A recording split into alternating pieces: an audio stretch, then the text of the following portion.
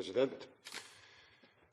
Det er mange som har sagt, og det var mye fokus på i begynnelsen av denne debatten nå, at etter 22. juli og ugjerningene som skjedde da, så er Norge blitt varig endret. Og vi som personer har blitt varig endret. Vi snakker mindre stygt om hverandre, og vi beskylder hverandre for mye mindre enn vi gjorde før.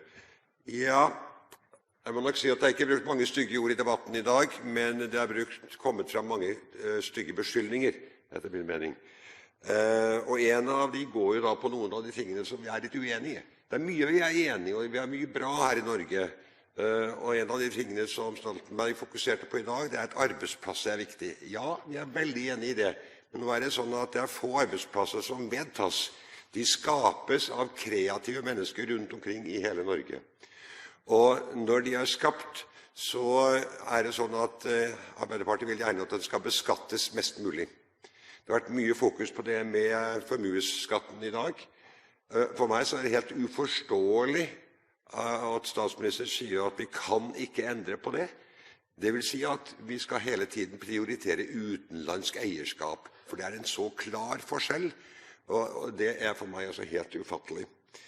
Men derimot så skapes det arbeidsplasser gjennom vedtak på byråkratiet, og det er en annen side som vi er ganske uenige i, fordi at det har blitt såpass mye overstyring fra sentralt hold i Norge at lokaldemokratiet begynner å skralter. Det er veldig mange nå som rundt omkring i Norge sier at det er uinteressant å være med i lokalpolitikken fordi at du blir overstyrt uansett.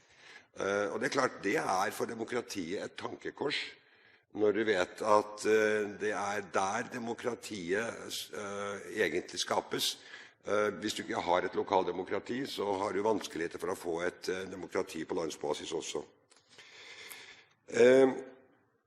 Høyre er beskyldt for å skal ha privatisering over hele linja. Det er altså aldeles ikke sant. Det er en stygg beskyldning. Høyre er veldig fornøyd med den offentlige skole, med masse offentlige arbeidsplasser, men vi mener at det skal være et alternativ som skal kunne på en måte være en korreks, og på en måte kunne ha, at de kan lære av hverandre og derved tjene.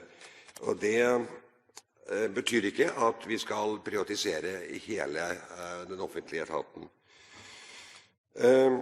En annen ting som da dette med byråkratiet gjør, det er at det blir tungt å være ute i distriktene. Det er vanskelig å få ungdommen til å flytte tilbake til distriktene når det er sånn at det er sentralstyring av det aller meste. Og hvis vi ikke greier å få til det, så blir det flere og flere som flytter fra landsbygda, og da blir det enda flere som følger med på løpet her, og da har vi et problem.